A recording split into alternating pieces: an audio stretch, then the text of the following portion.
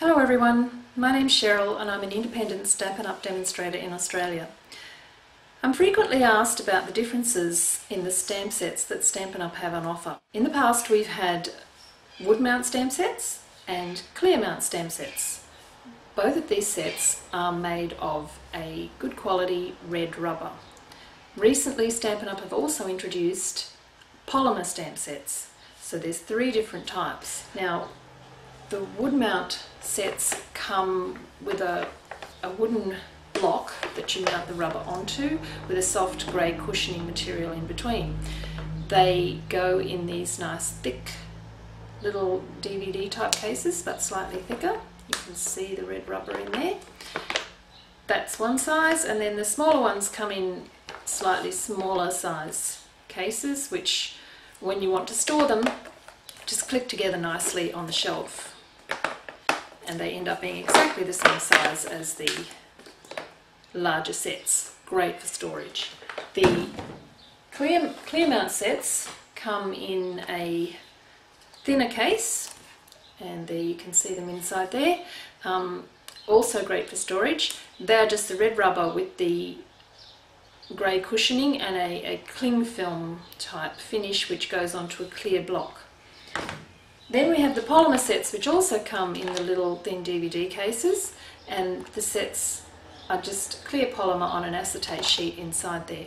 Now to actually show you the physical differences, it might be easier if we go over to my craft desk, so come with me. And here we are. Now the first sort of stamp set that we talked about were the wood mount stamp sets. Now these come in the pack with the red rubber already attached to the grey mounting material, and then they go onto the wood block and you can put an index image on the back. The next sort of stamp are the clear mount. Now the clear mount are exactly the same stamp. They're made of rubber and they still have the grey cushioning foam, and you can put the index image on the back of that if you wish. However, these stamps cling to clear blocks. This is a Stampin' Up clear block with a lovely rounded edge. To pop your stamps onto the block, just lay them face down on the paper, put your block on top, press down for just a couple of seconds to create that adhesion, and then when you lift it up it's stuck to the back of the stamp. Now I had some ink on that one, as you can see from here. They do cling quite well, and then you are also able to see where you're going to stamp with them, like so.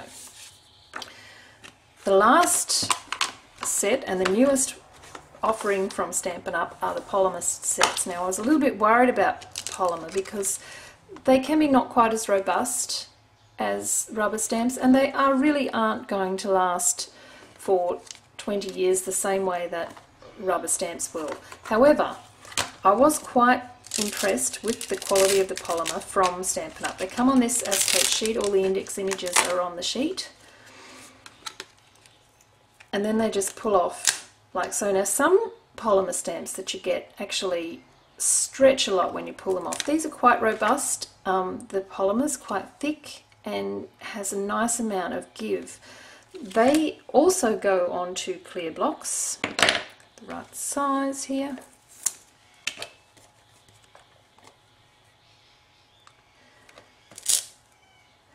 And similarly quite easy to stamp up, and you can see that gives a nice crisp image. There's no smooshing when you put it down because the polymer's too soft. So quite good quality, very easy to see where you're stamping, great for the 2-step stamps where you stamp one image and then stamp another one over the top.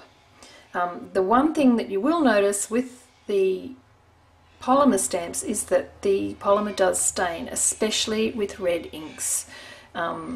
And you can see that this one has a little bit of staining on it already because I've used it for Christmas with a red ink. So I hope that answers any questions you might have on the differences between the stamp sets that Stampin' Up does have on offer. If you have any other questions regarding Stampin' Up product or stamping techniques in general, please don't hesitate to either drop me an email or leave a comment in the blog post, and I'll get back to you as soon as I can.